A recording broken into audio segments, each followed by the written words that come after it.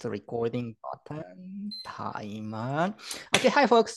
Thanks for streaming. This episode of Yumio to Ohanashi features a young adult dark fantasy author of Red Claw and a vampire lover, Andy H. Romero from Mexico. Thanks for joining here, Andy. So can you briefly introduce yourself?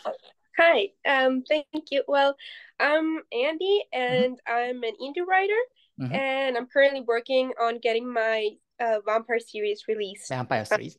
Yeah. I see. So the vampire lover means you got a big influence from those Twilight series? No, I don't know. The first movie I remember really liking, I think it was Van Helsing.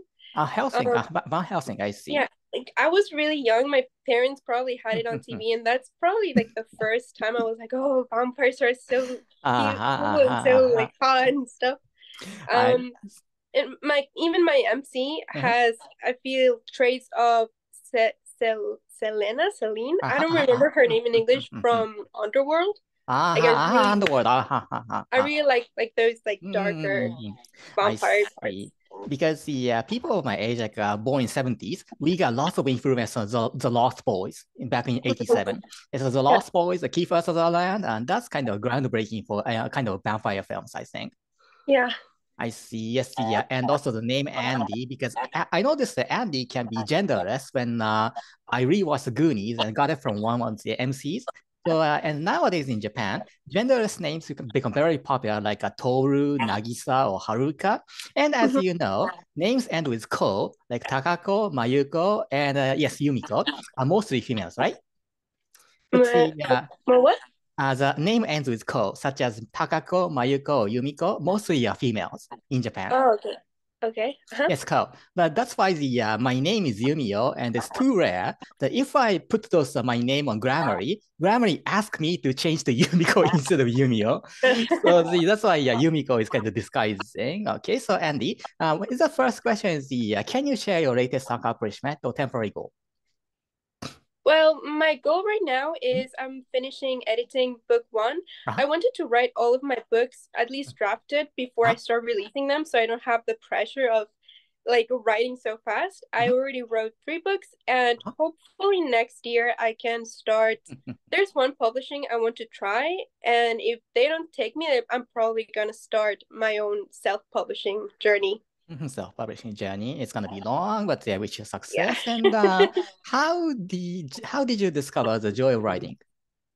Well, when I started writing like more intense, it was one time. I remember it's November 12th, 2009. It was during recess, and it was that day that I was like, I'm just gonna try something, because I kept like switching books that I like. I would switch the character for them to be female, and I would just read them as if it was me. I was like, well, I can do my own story. And it was during recess. I just took like any, like, I don't know, math notebook, and I just started writing, and I didn't stop for a long time. I see. Yes, I see. Yeah, 2009 was kind of a turmoil, days of turmoil. Yes, America has a recession too. I see. Yeah. And how about what was your very first story that you completed in the past? And do you think you can publicly share its snippet someday? Well, that wasn't my first story. Like, that was when I first started writing, like, for myself. But I think the first story that was like for school, and I remember I complete, I don't think it exists physically anymore, because it was like a long time ago. I was like 8 or 9, but I do remember that it was like a pizza kingdom and a pasta kingdom, and they were like split by a tomato sauce river, and they were like fighting for who could control it. And at the end, it was just like, oh, but we can share. And I think that was mostly how it went. That sounds pretty fun. But even though you have to use those pizza or those foods, you have to make a character conflict, isn't it? Like pizza is fighting with vegetables, so you cannot put the pineapple on pizza. People argue it. Yeah, it was something like that. Yes, I see. And how about, do you read more or write more? I try to balance both, but honestly, I write more because I feel like I don't have much time. I mostly do everything like later, but if I don't write in a couple of days, I feel like my brain starts like humming too much and I need to get the ideas out.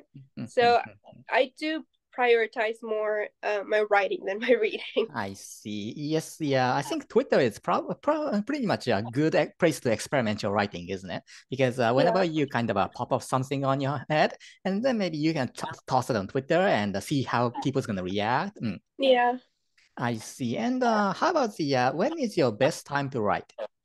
So as I was saying, I don't have a lot of time to write, and I'm currently living with my parents.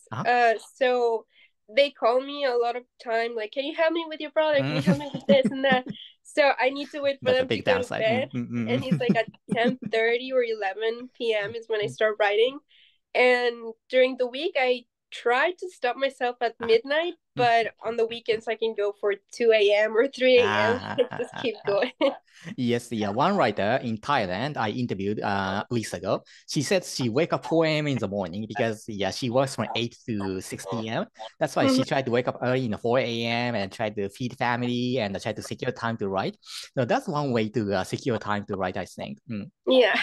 I see. And what was your major influence? I think my biggest person that helped me get into literature was my dad, because he was the one who taught me to love books.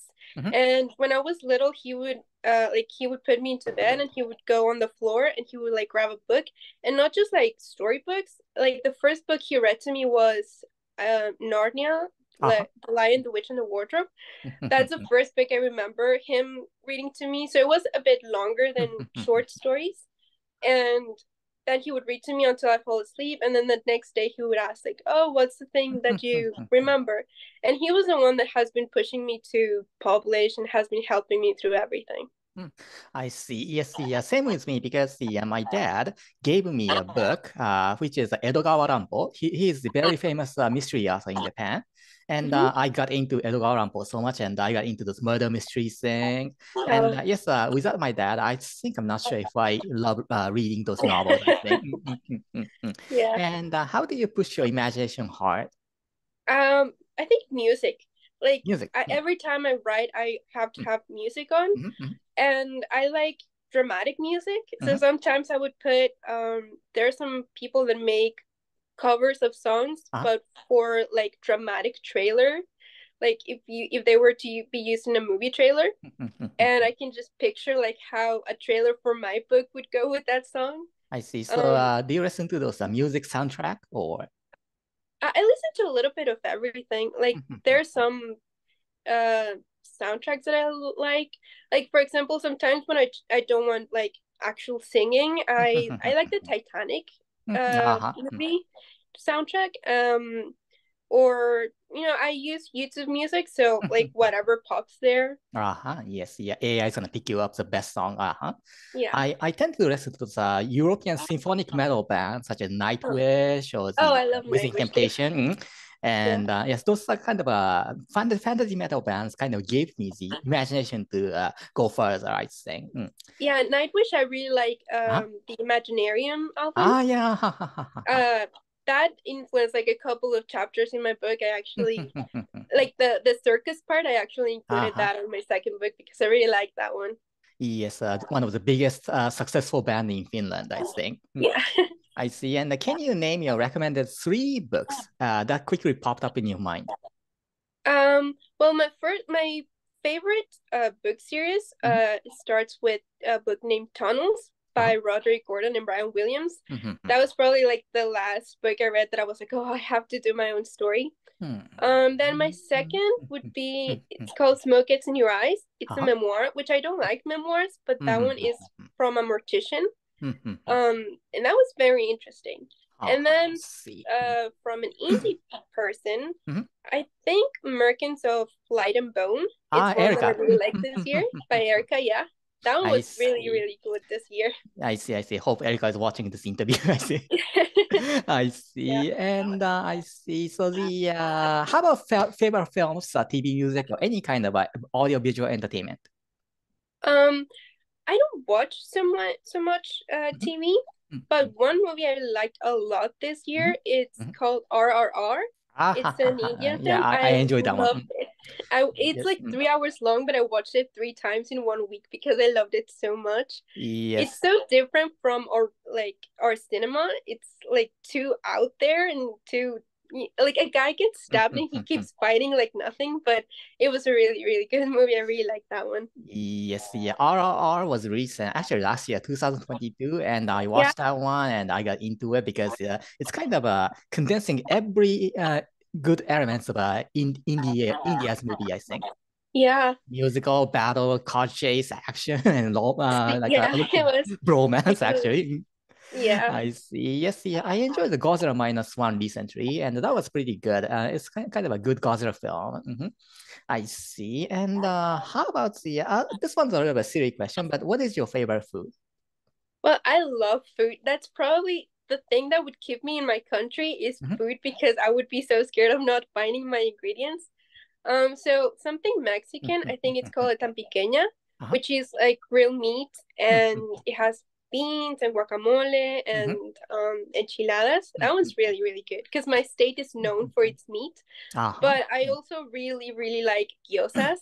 I could eat like a ton of gyozas probably. I love them. And lately, like once a week at least, I've been going to a little Japanese restaurant here, and I just eat a lot of mochi. Mochi, yes, really good. Yeah, mochi, especially in Japan, New Year's Day, we eat mochi a lot. Yeah. Yes, mochi is kind of a traditional food for January and December and January. Oh, it's really good.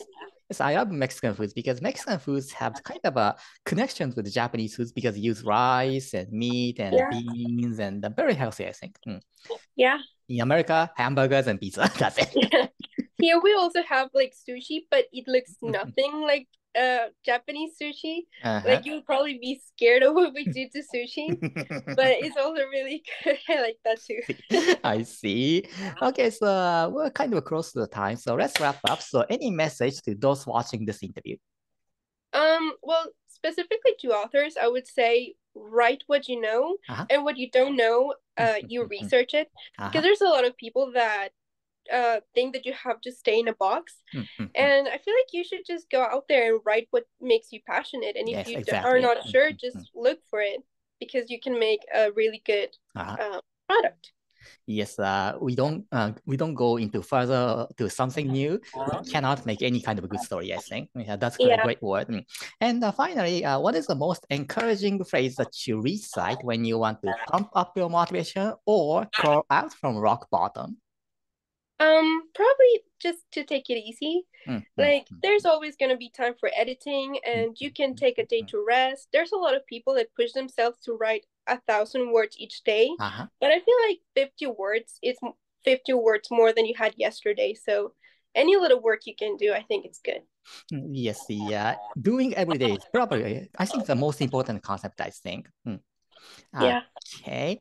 So thank you very much, Andy. Her upcoming first book is called Red Claw. So folks, if you're interested in Andy, please follow her account at BOOKISHLY_ME_.